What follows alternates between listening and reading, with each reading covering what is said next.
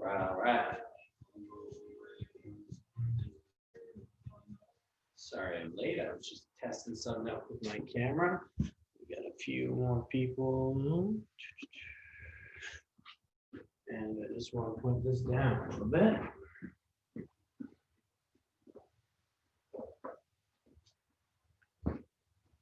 All right. That looks a little bit better. Okay. All right. Welcome to the intro to Primal movements work. And so what we're going to do in this workout is we're going to go through all of the basic exercises for primal movements. So primal movements are squat, hinge, which is typically known as a deadlift, unilateral exercises, things like lunges, bridging exercises, so hip thrusts, glute bridges, stuff like that. We'll do pull, we'll do push, push-ups, pull. We'll talk about core training a little bit as well. And then at the end, what we'll do is we'll go through high intensity exercises, some of the main stuff that you'll see, particularly in the body weight and the home gym style workouts. But before we get to that, what we're going to do is we're going to go through controlled articular rotation. So the same warm-up that you see for all of the workouts. I'll talk about why they're important and two, just a little bit of practice as to how to get comfortable doing them. With controlled articular rotations, should take you only 5 to about 7 minutes to get through before starting your workout, and then you can jump right into that. So with our controlled articular rotations, hands behind the head, we're going to point that foot down. And then from here, first one is our ankle. So with our ankle controlled articular rotation or short form cars, what I'm going to do is I'm going to take my foot and I'm going to rotate all the way up, out, around, and down. So I'm going to try and draw a big circle, as big as possible with my big toe, going through all different ranges of motion through that ankle. And so C, control, means nice and slow. Typically with these, the slower the better. Articulation is just joint. And then rotation is we're going to take that joint, we're going to stop, pause, go the other way. We're going to rotate it through its entire range of motion. All the way up, a little bit of inversion here, up, out, around, and down, up, out, around, and down. Beautiful. Switch, go to the other side, point that foot down from here, a rotation up, out, around, and down. Good. Up, out, around, and down. 2, up, out, around, and down. 3. Good. Let's switch. Go to the other side. Same idea. Up, out, around, and down. 1. And the idea with these is if you're not using range of motion, you're going to slowly and eventually lose that range of motion. Typically, most joints, the more range of motion we have, the healthier those joints are going to be. We're going to pause here. Okay, done with our ankles. Next one we're going to move to is knees. So with knees, I'm going to stand with my shoulders back.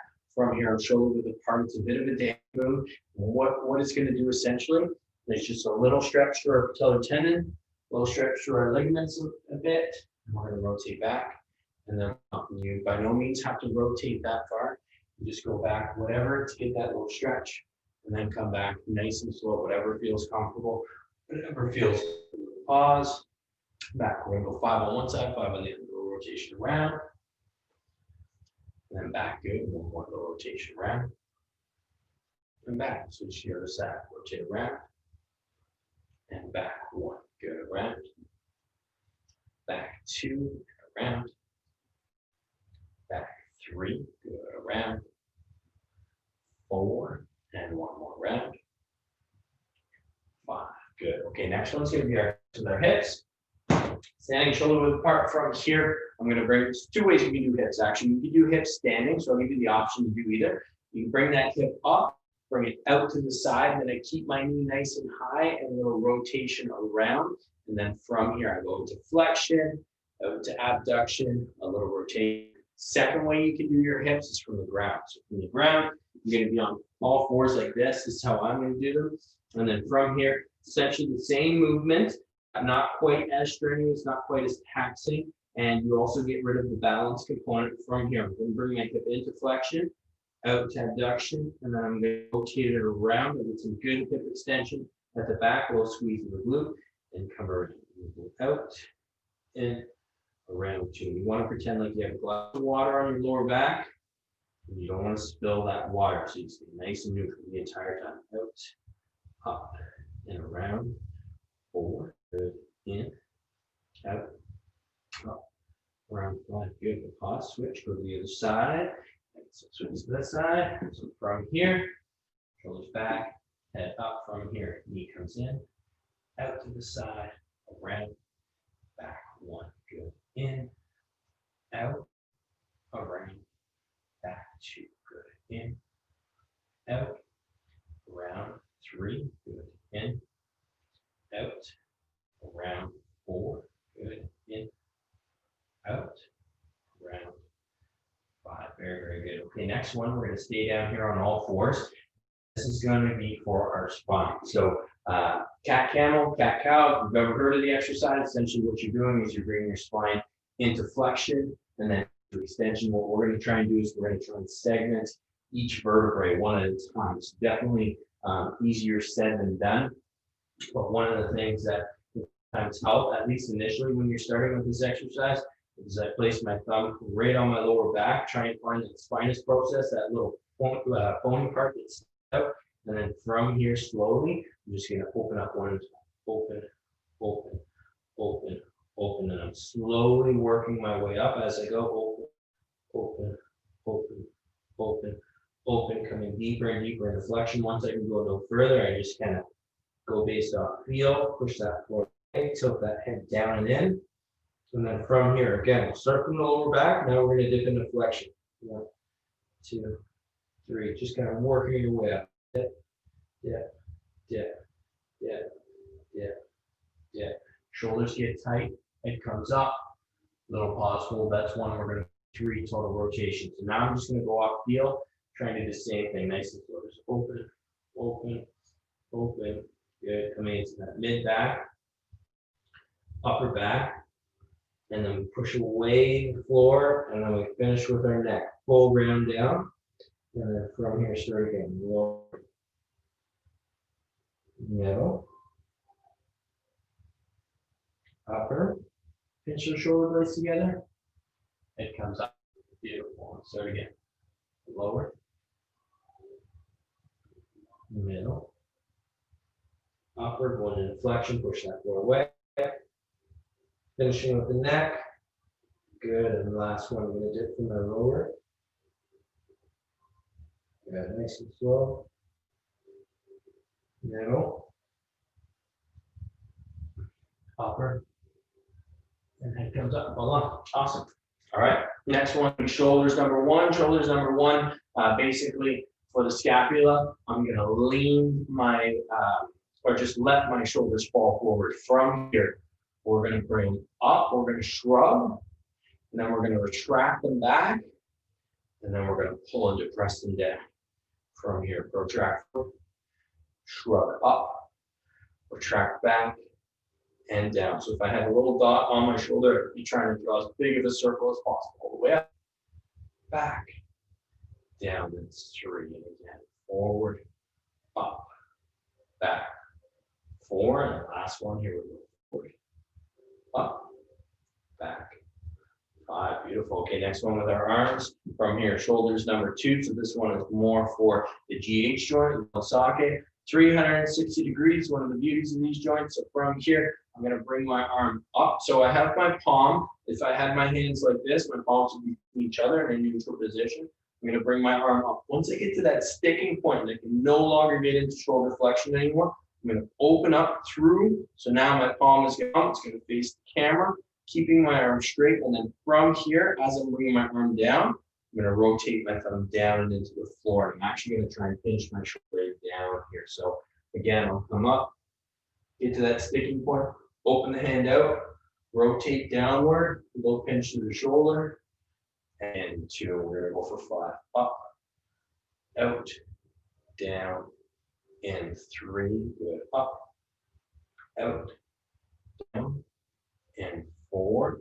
Up, out, down, and 5. Good. Switch for the other side. Same idea. Good. And arm up. Open, down, and 1. Good. Up, open, out, and 2. Good. Up, open, out, 3.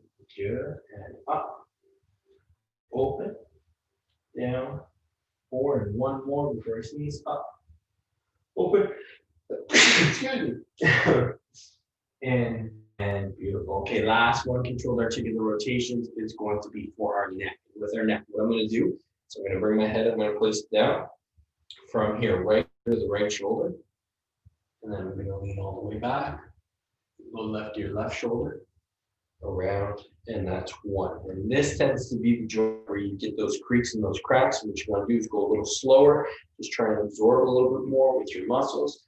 Out, around, down, and back 2. Out, around, down, and 3. Good. Pause and switch. Go the other way. Left your left shoulder, around, right shoulder down.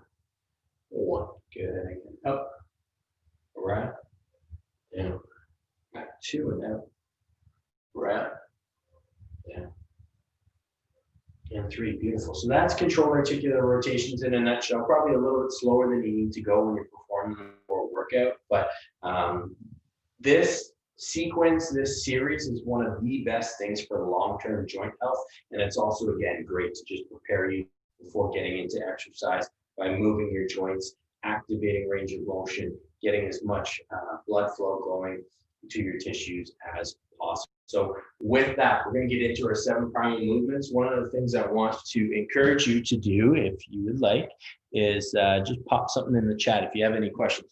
Any questions about controlled articular rotations or the primal movements that we're going to go through, pop them in the chat. We'll be more than happy to answer them for you. So with that, primal movement number 1, probably the most popular exercise perhaps in the world, is a squat. With a squat, there's 2 ways you can do it. Way number 1, feet point super straight, and then from here, we're going to lower down. It's very quad dominant. They call this a bodybuilding style squat.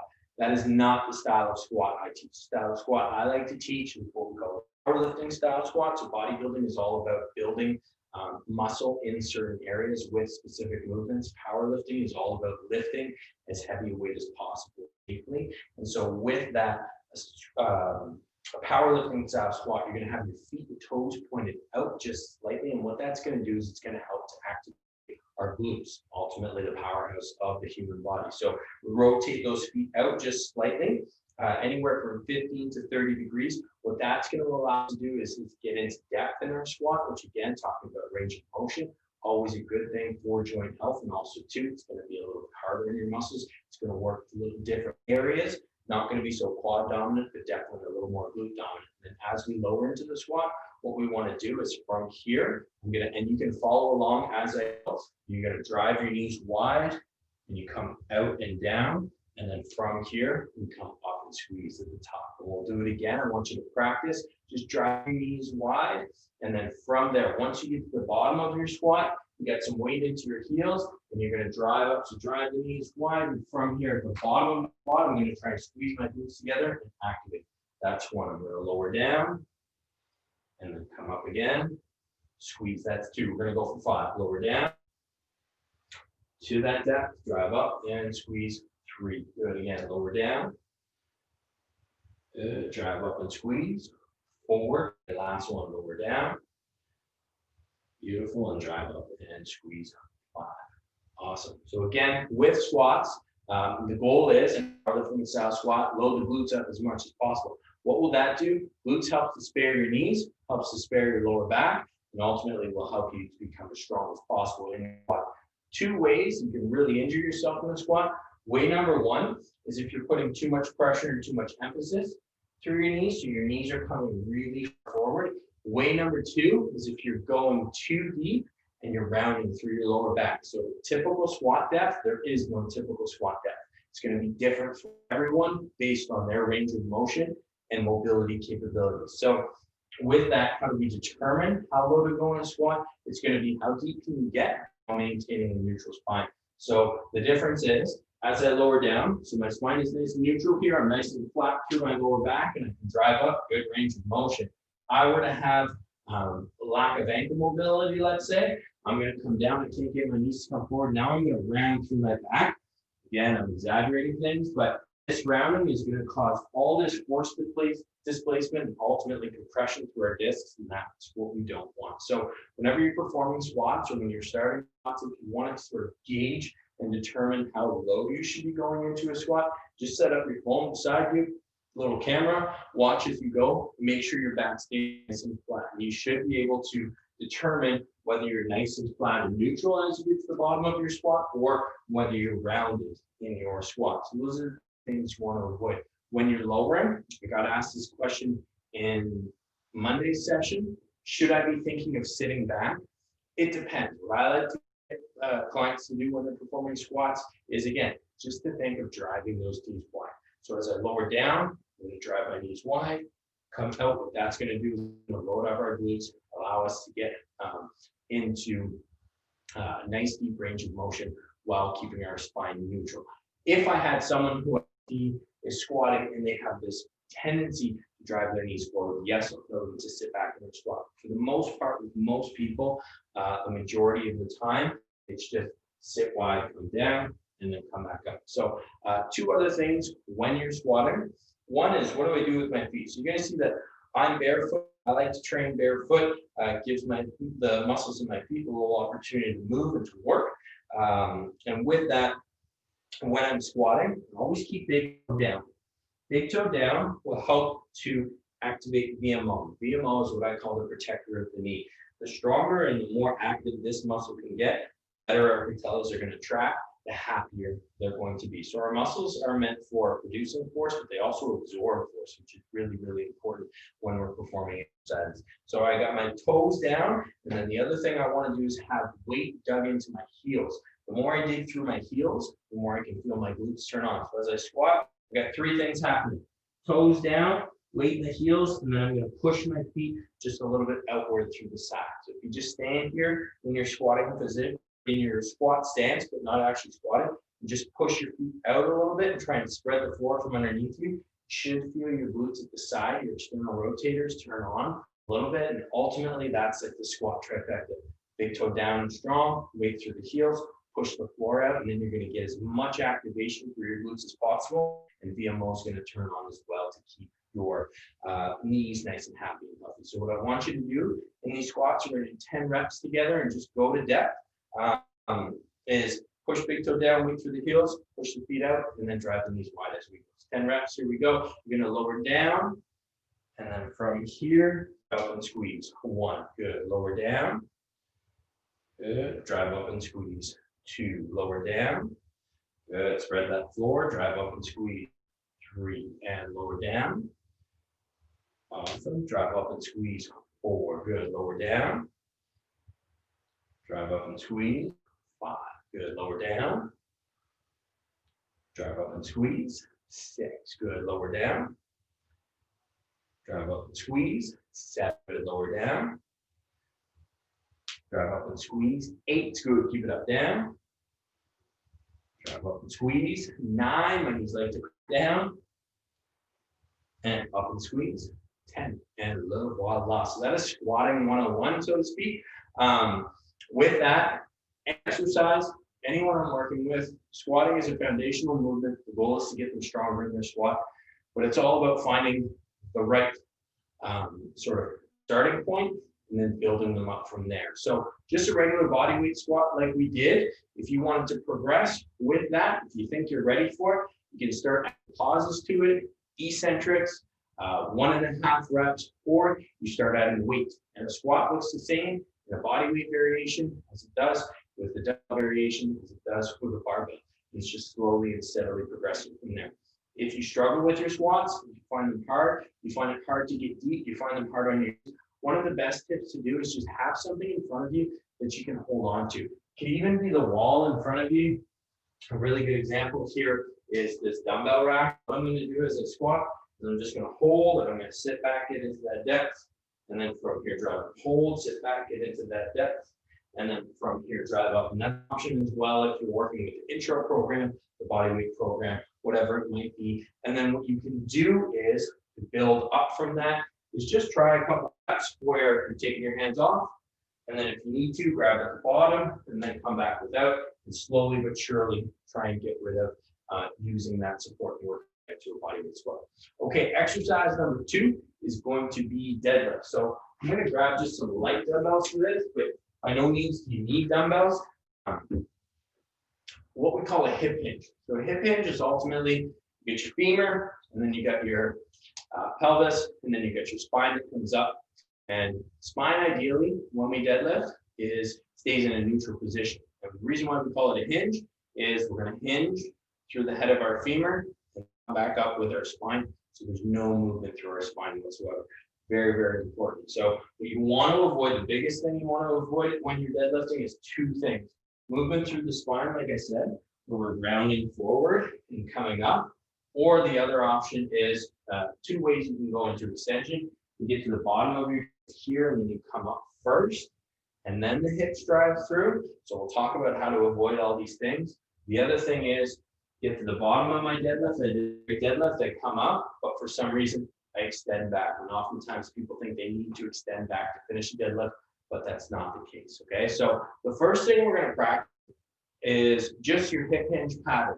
And so if I'm setting up for a hip hinge, regardless of how you do it, hands are going to be on the thighs.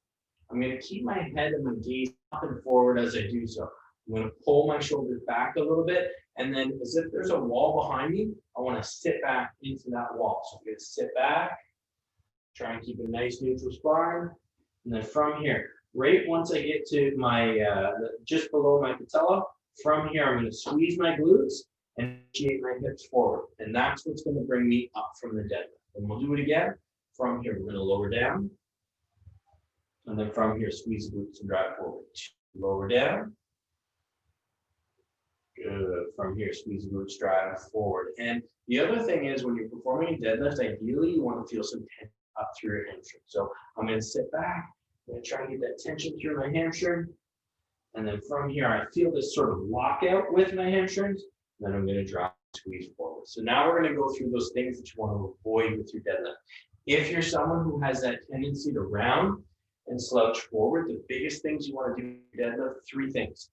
Head up, shoulders way back, and then as you're going down into your deadlift, you're almost arching until your lower back. So from here, I'm going to keep my head up, I'm going to keep my shoulders back, and then watch this arch.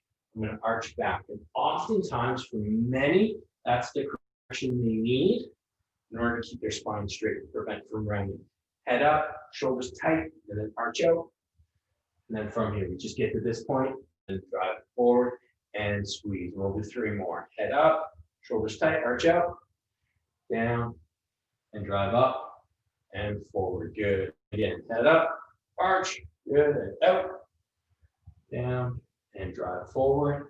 And last one, head up, shoulders tight, and arch out, down, and then drive and squeeze forward. So regardless of who it is that I'm coaching, some people are much more prone to be rounded forward. And usually you know that based on your posture and also too a little bit of what you do in day to day. If you spend a lot of your day sitting or a lot of day perhaps with a microscope, doing surgeries, whatever, you have this tendency to round, then you want to keep that head up, you want to keep those shoulders back and arch if you know you tend to round forward. If you don't tend to round forward, I don't tend to have a big round. I have more of a big lordosis in my lower back. So it's not ideal for me to really arch out, but it's not the end of the world either, because typically, even if I arch out, I'll get to that neutral position. My spine is nice and flat and nice and straight here, and then I'll squeeze my glutes forward. Awesome. Now, the second thing you want to avoid when you're deadlifting is deadlifting too much with your lower back. So long as you can keep that spine neutral, like we just showed, awesome. That lowering phase will be really good. But now what about the up phase? So one of the things, again, you want to avoid is I get to this bottom position here, and then I lift my shoulders first. As I lift my shoulders, a lot of tension is being placed through my lower back, and that's not going to feel very good. So the cues that I give for clients to help prevent that is two things. One, deadlift, you want to think of it not so much as an up and down movement, but as a back to front with your hips. Hips sit back, hips come forward. Hips sit back, hips come forward. Let your hips initiate the movement, not what your shoulders are doing. If you initiate with shoulders, you could be prone to this on the way down, or on the way up, you could be prone to this, right? So let your hips control the movement. So shoulders back, head up. I'm going to start with my hips in that little arch, and then I'm going to lower down. You can lower down with me. You get to this position here, you pause, and then from here, to start my, I don't want to start with my shoulders, I just squeeze my glutes. So glutes contract together, squeeze my glutes, and then we come up. That's one. I'll do these with dumbbells, just as a little practice, chest up, shoulders back. From here, it's going to be chest up, or sorry, head up, shoulders back, low arch out, lower. I get to the bottom, and then from here, squeeze my glutes, drive forward. That's one, and then head up, shoulders back. We're going to go for 5. Low arch back, pause, and then drive up. 2, good, head up, shoulders back, low arch out. Good, and squeeze the glutes and drive. 3, good, and head up, shoulders back, a little lower, lift out. Good, and drive forward. 4, awesome, and then one more, head up, shoulders back, good, lean out. And then from here, squeeze the glutes, drive forward, beautiful. And then the last thing, talked about avoiding, is basically just don't lean back too much when you're performing deadlift. So once you get to the top, you want to turn your glutes on and squeeze, get some good solid glute activation. What that'll do is a little posterior pelvic tilt, muscles absorbing the force so that we're not stuck here in our lower back. Force is placement through our lower back with our dumbbells in front of us. And what we really avoid is any sort of lean back overextension. So once we get to the top of the deadlift here, squeeze forward, tight and strong, and that's it. Down, and then we drive forward, squeeze tight and strong. This all applies to single leg deadlifts. So sometimes you see split stance. It's the same idea. Rolls, and I'm going to recap them in a second. If I'm doing single leg deadlift from here, lowering down, and then driving up, same apply, lower down, drive up. If you do see single leg deadlifts in the program, pretty much in any video that I put them in, there's always the option for some support. Down, drive up. Those hurt. They really tense up the hamstrings. Great exercise. Really good for helping to correct any imbalances too through your lower body, but you don't see them often because they are quite challenging.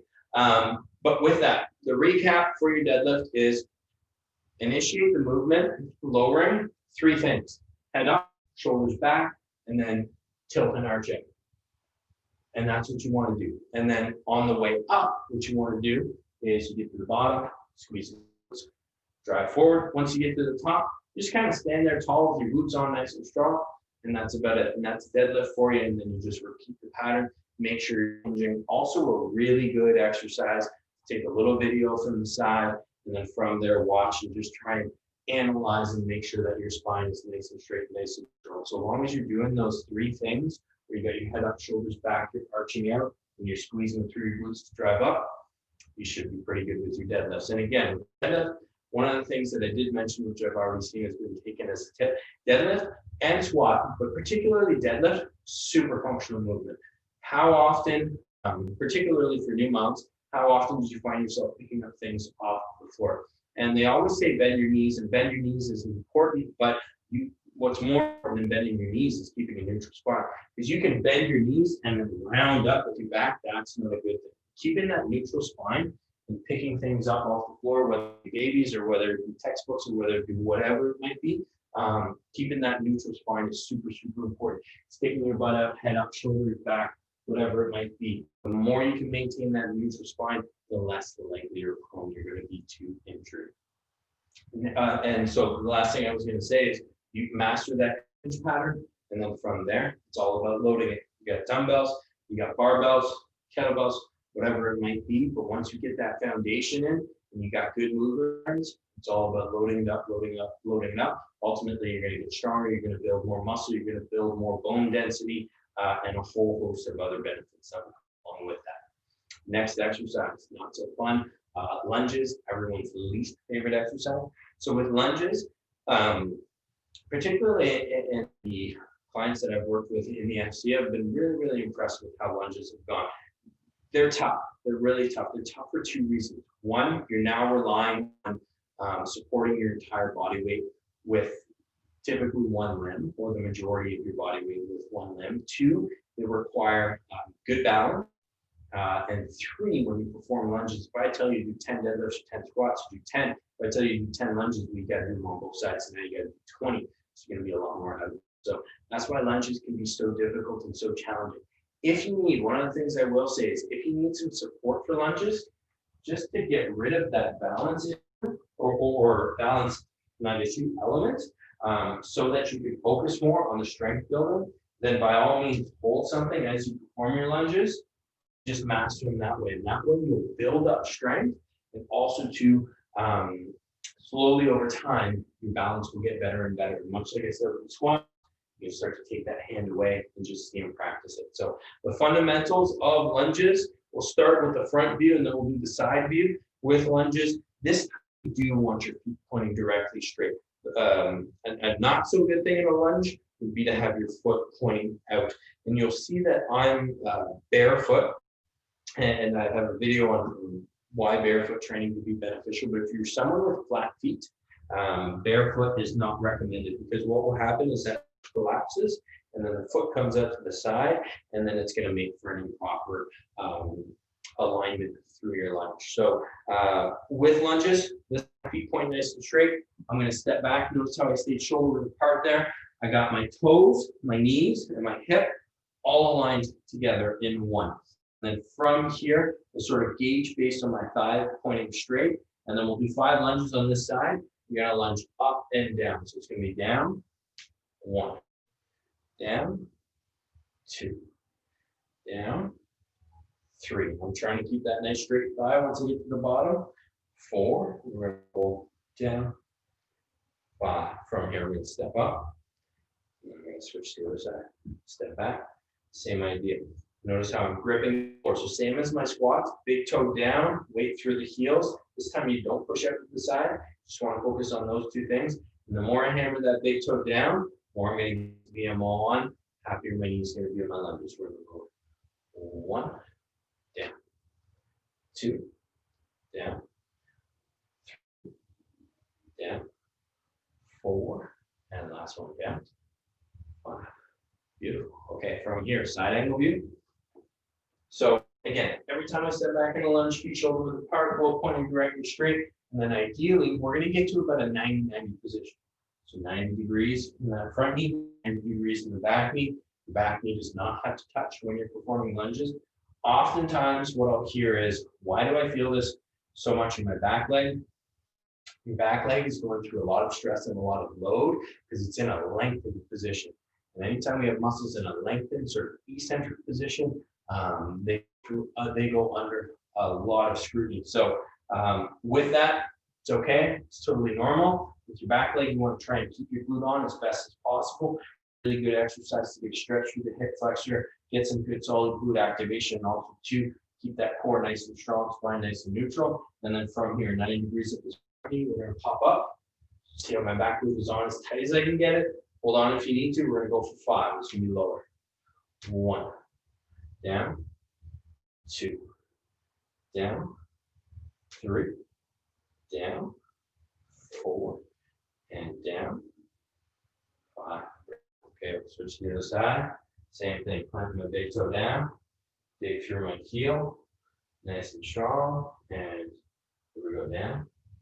1, down, 2, down, 3, down, 4, down, 5, and voila. That's what you want to see in any lunge variation that you're performing.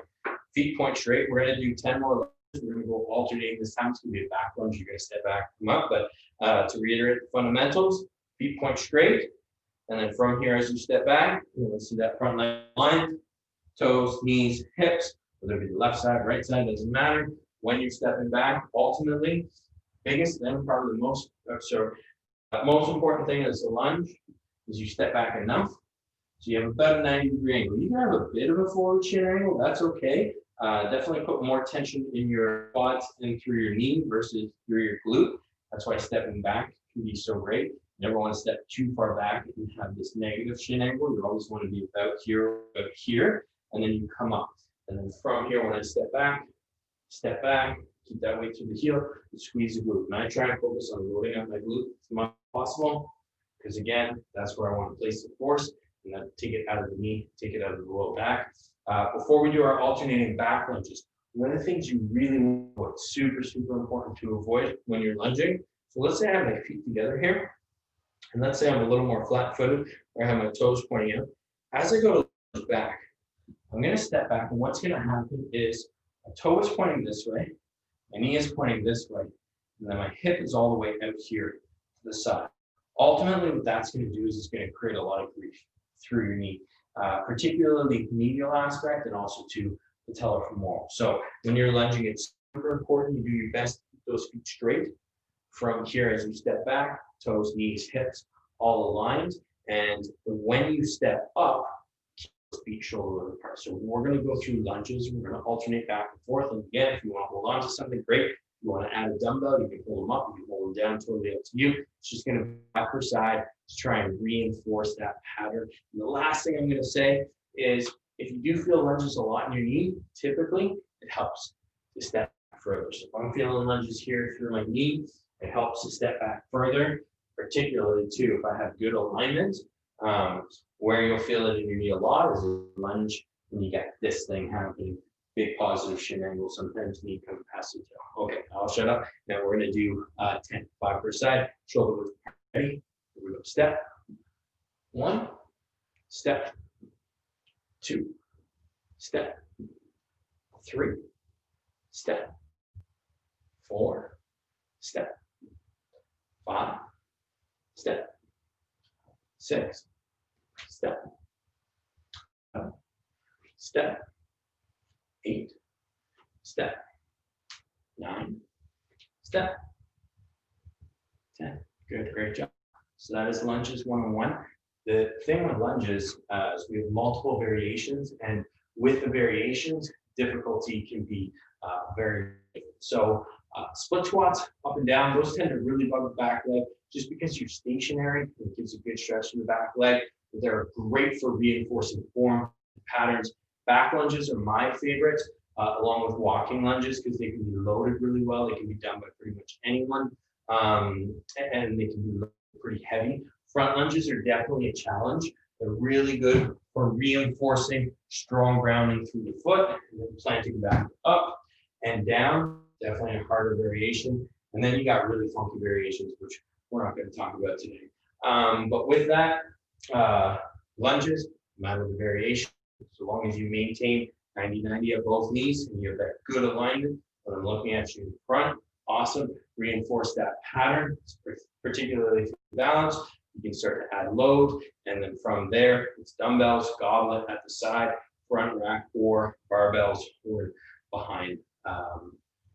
Sky's the limit. So with that last core lower body exercise, it's going to be bridging exercises. So the two main glute bridges, hip thrust. The difference between glute bridge and a hip thrust is range of motion. Glute bridges is done from the floor, which is what we're going to do here. Hip thrusts are done off of a bench, chair, edge of a couch, whatever it might be. More range of motion. Both will target different areas of the glutes differently based on vectors and loading. So that's why you tend to see both within my programs, because you want to hit and target all areas in different ways to try and maximize growth and strength. So with that, with my glute bridge, actually I'm going to show you some things. So the most important thing with the glute bridge or any thrusting variation is that you get good posterior pelvic tilt. So when I get to here, I'm squeezing through my glutes, and my glutes are coming all the way through. Watch the difference here. I'm here, let's say I'm lying on the floor flat, and this is what's happening, and I'm coming up, and there's no glutes, and it's all coming through my back. My hips, my pelvis barely move. There's no glute activation. And then from here, all that force displacement is coming through my lower back. And again, this is going to be the right way. My glutes fire first, and they squeeze and come through forward. That's going to translate to, okay, now we're doing them from the floor. When you start from the floor, what I want, dig my heels in. The ideal angle is around 60 degrees. Not that you're going to be able to see or be able to determine what 60 degrees is. How you determine your feet is where you can feel it through your glutes the most. And then I'm going to show you that same thing I just showed you from standing. So this is a good glute bridge. Glutes fire, turn it on. I'm going to come down slowly to the bottom. This is a not so good glute bridge. So watch my hips stay square. And then I just lift and come up through my lower back. It's very important when you initiate that bridge that you start by contracting. Your glutes squeeze together, as I mentioned. So my quads are up and down, my hamstrings are up and down, and my glutes are side to side like this. So I'm going to squeeze them together, come up, hold, strong through the stomach, and then come back down. So let's try that, about 5 reps. And also too, a thing that I find helps, you can have your feet flat, you can have them up. It's based on preference. Any glute exercise you perform, when performing it, you feel it in your glutes the most. That's the most important thing. So for some people, they might want to have their feet closer, some people further away, some people flat, some up. Whatever it is that gets you to fire and activate your glutes the most, that's what we want you to do. And then from here, we're going to drive up. We're going to go for 5 reps, just squeezing through the glutes. Strong hold at the top. Stomach is nice and tight as best we can. We're going to lower back down. And then from here, squeeze and drive 2. Good. Back down.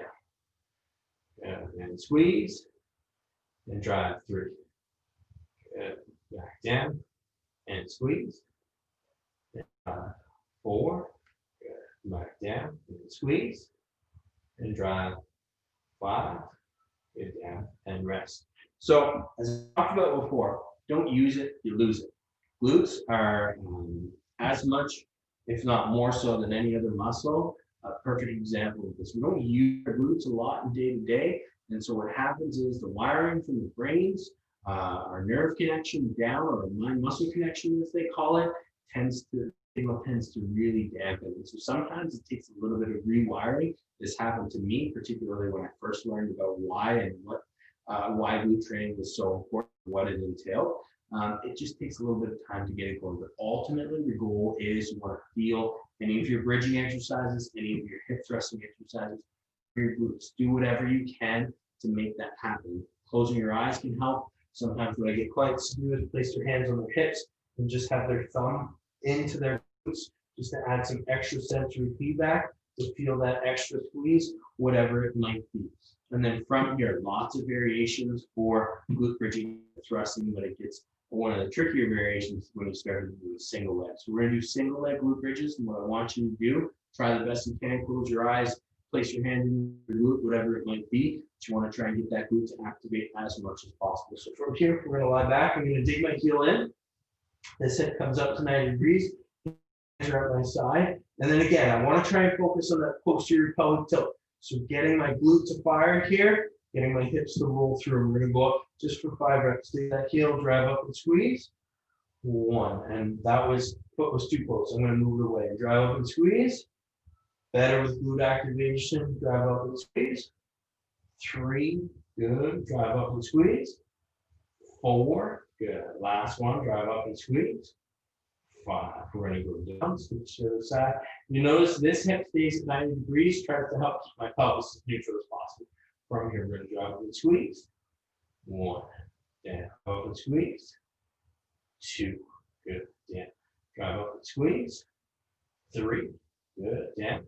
Drive up and squeeze. 4. Good. And last one, drive up and squeeze. 5. Beautiful. So if you don't feel your glutes firing, you don't feel them too much now, that's okay. Make sure you're doing the best you can. And as you continue to perform these exercises, you should start to feel it there more and more. The other thing too with glute activation is for different people, there's different exercises that will fire your glutes up in different ways. For me, it was first exercise that really I could feel it in my glutes. A rear foot elevated split squat, sitting down and coming up. That's rare, Most people could be bridging, could be hip thrusting. I've had clients hip thrust the same way. One person doesn't feel in their glutes at all. The other person is like, my glutes are screaming. It really depends, but ultimately, very important. Glute training is very important for 3 reasons. Number 1, number 2, performance, really good for performance. Day-to-day performance could be anything, could be walking, could be going upstairs and doing those things safely. And then ultimately, the third one would be aesthetics. But glute training is the foundation of any program I create, because the stronger you get through the glutes, the healthier you're going to be, the stronger you're going to get, and ultimately the more that's going to carry over into your other exercises and day-to-day life. Upper body exercise, we're going to go through pulling. So pulling and then pushing we'll do. So pulling, the biggest thing with pulling, tends to do more pulling than pushing, because healthier for the shoulders and it tends to improve posture a little bit more. But the biggest thing when you pull is you gotta do it correctly. So this is a good pull back and in. Notice how my humerus kind of aligns with my rib cage here. And then I come back up and pull back and in, like so. This is a not so good pull. Or I got no sacral retraction and I'm coming up, and now I'm getting this big impingement in through my rotator cuff or the attachments of my rotator cuff, and that can become a problem. So anytime you're doing a pulling exercise, it's very important. The difference, one of the biggest differences was here I'm pulling my elbow to my shoulder, whereas here I'm pulling my elbow down into my hip. And ideally, when I finish off a row, I'm going to pull that shoulder, and from here I'm going to get that little pinch in the bottom, and I'm going to feel my scapula slide in towards the spine. So for our rowing, from here I'm going to step. I'm going to have my feet shoulder width apart, much like I did with our lunge. I'm going to step back, I'm going to hinge at the hips, and then bend in the knee. Try and get that front shin vertical as best as possible. Doesn't matter. You can hold something. You just have a fist like I'm going to do. Whatever it is, if you got a dumbbell, you go for it. I'm going to let my shoulder relax and come forward a bit. I want to make sure my spine is nice and neutral from here. Elbow to hip, get that little pinch. 1. Elbow to hip, a little pinch. 2. And you don't need to go too high. You don't need to pull back like crazy. Just elbow to hip, get that little pinch. 3.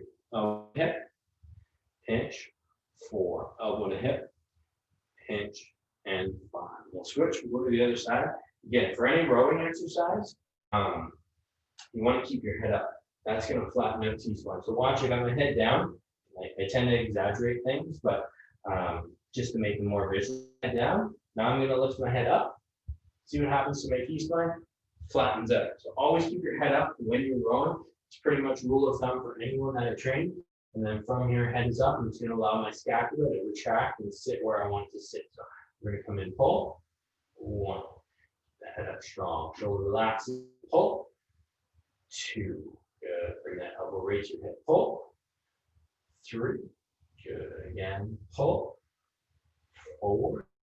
Good. And last one. Pull. 5. And low ball lock. Tons of rowing variations. That would be a no support row. My favorite is bent over row, where you have your knee up, but also too, we do a lot of double arm rows in the H program. And so with the double arm row, it's the exact same thing. Pretty much, you're going to sit in a static deadlift. So from here, static deadlift, hold. Going to keep that head up, and my 2 arms out. It's going to be the exact same thing. Both arms at the same time. Pull. 1. Pull. 2. Pull. 3. Pull. 4. Pull. 5. Just like so. Ultimately, you want to feel the exact same things. Typically, with an exercise like that, any double arm rowing exercise, you're going to go quite a bit lighter, anywhere 5 to 10 to 15 pounds, depending on the person how heavy you lift, than you would with a single arm row. But that's the foundation. Is just making sure pulling back and nice and strong. Push. Okay, push-ups. Nobody's favorite exercise. So lunges is for lower body, upper body push-ups. Nobody's favorite exercise. I shouldn't say that. It's a really great exercise. What I love about push-ups is gauging progress and being able to really, it's empowering to know you're making progress in push-ups and ultimately being able to control and push your own body. The biggest thing with push-ups, if I had 2 pieces of advice, but one piece of advice is to make sure you never sacrifice depth. Again, much like a squat, you want to be going deep into your squat, you want to be going deep into your push-ups, healthier range of motion, you're going to develop muscle better, you're going to develop strength better. and you just don't want to sacrifice and have push-ups coming halfway down. So the other thing is elbows always below the shoulders. That's key number one to keeping your shoulders happy and healthy when you're performing your push-ups. What you don't want is elbows up here. Notice how the big thing with shoulders and where injuries are created is when we lose space in our capsule. And so if I do this, and I'm all up here like this, then we're going to lose space in our capsule. And as we move around and place our muscles under load, that's where problems can occur. So you want to keep shoulders back, elbows down below the shoulders. From here, I like the double shoulder width apart, just like our squat. Point the hands out just a little bit. So I'm going to set up. We'll do 5 push-ups this way. You can do them on your knees, off your knees, whatever you're used to, whatever you're comfortable with. And then from here, much like our rows, we want to keep our head up, and then we're going to lower down. So actually, you know what, we're going to do it sideways first. And the reason being, another thing for me is your shoulders should be right over top of your hands. So you don't want to be back like this. That's going to immediately set you up for elbows above shoulders, like so. You want the shoulders right over top of the hands, so we keep my head up. And then from here, we're going to lower down, and we drive up 1, lower down, drive up 2, lower down, drive up 3, lower down, drive up 4, lower down, drive up 5, and voila.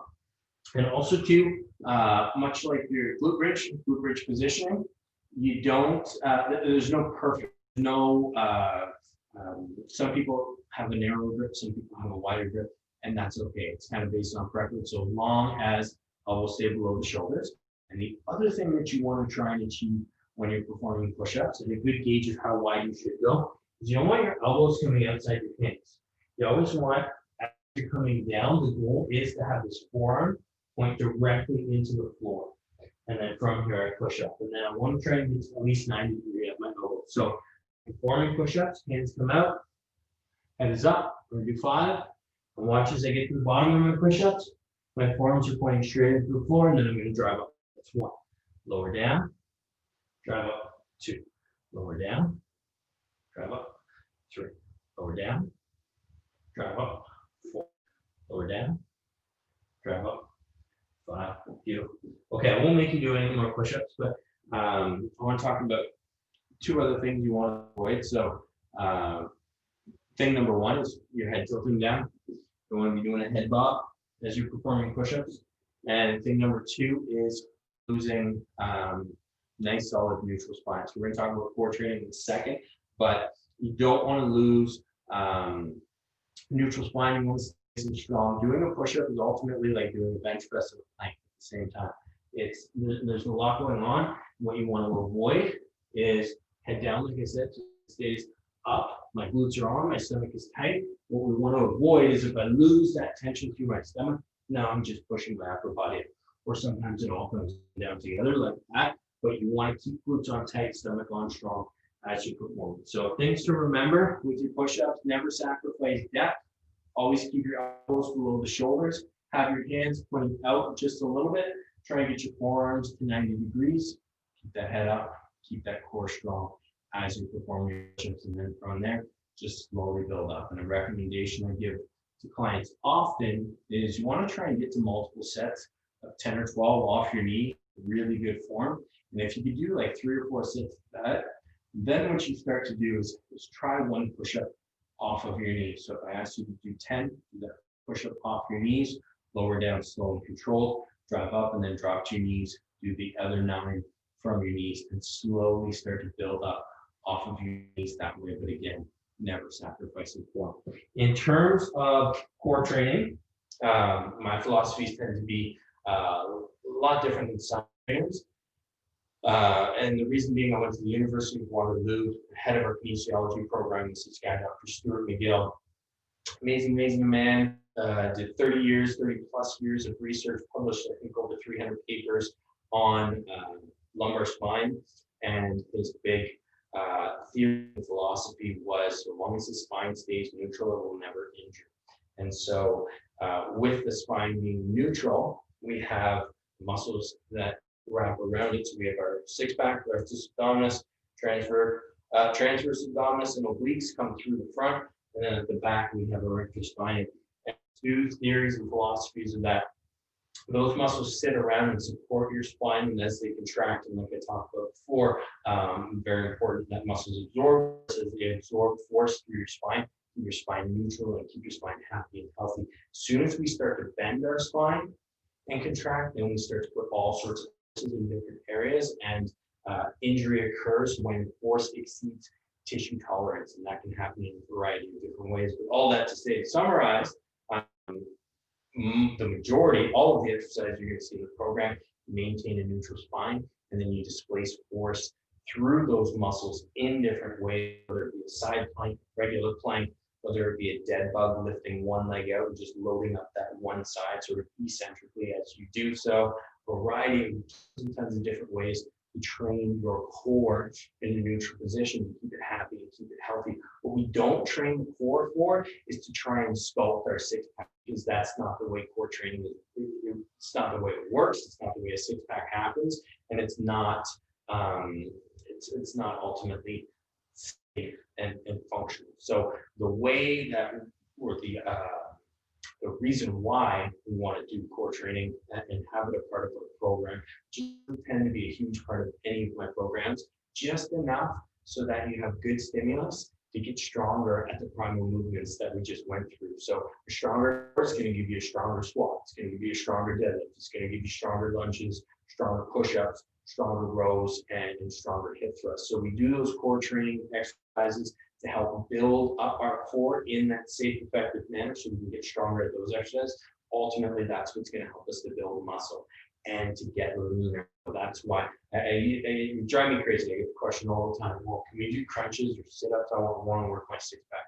It's not the way it works, not in my point of view anyways. So that's why core training is done the way it's done. And the biggest thing I'll tell you with any of the exercises that you do, I try to get better at giving variations for different exercises, but just choose the variations where you feel it in the right areas, and where you shouldn't feel any core training exercise for the most part is your lower back. So you always want to feel it either in the front, either through the sides, whatever it might be, and then from there, just build up and get stronger and stronger that way. So to conclude, those are 7 primal movements. And then with that, we're going to finish with about 15 seconds, just running through some of the different hip exercises that I like to use commonly in the program, so you can get accustomed to just kind of the footwork. So I have my square here for Monday. I'm going to draw my square again. A little square can help visually. We'll go 15 seconds. We're going to move around. We're going to put a little bit of music up. Take about 5 minutes. And we're good to go. So exercise number 1. With this square, I got my feet together in the square. I'm going to step out and step in like so. It's what we call in and out. So step in, out. We're going to go for 15 seconds. Or let's say we'll go for 20 reps. 10 on one side, 10 on the other side. In and out. 3, 2, 1. Here we go. Step 1, 2, 3, 4, 5, 6, 7, 8, 9, 10. Now we're going to switch. Left leg goes first. 1, 2, 3, 4, 5, 6, 7, 8, 9, 10. So voila. That is in and out. Now we're going to go crossovers. This one tends to get a little bit trickier. 2 feet on one side. We got our square. 1 foot inside the square. 2 feet on the other side. 1 foot inside the square. 2 on the other side. So I got my 2 feet out. We're going to cross. We're going to go for 20 reps. And what I want you to do is try and follow my pace. Ready? Step 1. Step 2. Step 3. Step 4. Step 5. Step 6. Step 7. Step 8. Step 9. Step 10. Step 1. Step 2. Step 3. Step 4. Step 5. Step 6. Step 7. Step 8. Step 9. Step 10. Very good. Next one's going to be front to back. Same thing. We'll go 20 reps. 10 on one side, 10 on the other side. This time I have my square. I'm going to step into the square, step out of the square. 10 on one side, 10 on the other. Put it simple and go for it. 1, right leg first. 2, 3, 4, 5, 6, 7, 8, 9, 10. Switch sides, left leg, go.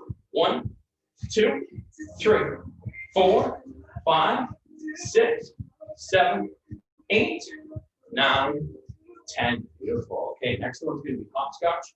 With our hopscotch, we're going to square, 2 on the out, 1 on the in. It's going to be 1, 2, 3, 4, 5, like so, okay? Not yet, not yet, ready? And here we go, 3, 2, 1, 20 reps, step, 1, 2, 3, 4, 5, try to stay light on the feet, 6, 7, 8, 9, 10, not 10, 5, 10, 9, 8, 7, 6, 5, 4, 3, 2, beautiful, okay, next one is gonna be 1, 2 steps. Again, tricky one foot up, 2 in the middle, 1 up, 2 in the middle, 1 up, 1, 2 step, 1, 2 step, 1, 2 step. Ready? 20 reps. Here we go. 1, 2 step, 1, 2 step, 2, 1, 2 step, 3, 1, 2 step, 4, step, 5, step, 6, step, 7, 1, 2 step, 8, 1, 2 step, 9, 1, 2 step, 10, 1, 2 step, 10, 1, 2 step, 9, 8, a little faster, 7, 6, 5, 4, 3, 2. Beautiful. Okay. Another one I like to use. So this one is going to be the progression. So oftentimes with these exercises, you see some progressions to them. Progressing from what we just did would be doing the same exercise with a riser. But you got glute kickbacks. So we're going to step. And then we'll go to our skaters. Then we'll go to our skaters number 2. Okay. Let's go glute kickbacks. So this exercise, a little hinge at the hips, bend at the knees, 40 degrees, and then we bring the leg in. Step to the other side. We're going to go 10 each side. Okay. Ready? 3, 2, go for it. Step. 1. Step, 2, step, 3, step, 4, step, 5, step, 6, step, 7, step, 8, step, 9, step. Great job. Okay. Next one. Oh yeah, progressions. We got skaters, so that was glute kickbacks. Next step up, be a skater. It's a little more dynamic. Step 1, 2, 3. It's just like you're skating. I got 1 foot in front. One leg out to 45 degrees-ish, other arm in front, and it's just like I'm skating on the ice. We're gonna go back and forth. Ready? 3, 2, 10 each side. Go. Step, 1, step, 2, step, 3, step, 4, step, 5, step, 6, step, 7, step, 8, step, 9, step, 10. Voila. Okay. Skaters, we're not gonna use 10 each side of the skaters. Skaters lunges, as we call them. 1 foot down from here. I'm going to push over, and then I'm going to come back. And with this one here, you're going to add a little hop. The more the hop you add, the more dynamic it gets, the more you got to control. It definitely gets harder. I suggest just starting out with light ones, back and forth, seeing how it goes. And the biggest thing is when you land, you want that foot, knee, hip all aligned. Okay? So let's skate side to side. Maybe we'll go 10 each side. Ready? And skate. Back 1. Skate, back 2, skate, back 3, skate, back 4, skate, back 5, skate, back 6, skate, back 7, skate, back 8, skate, back 9, skate, back 10. Good. Voila. All right.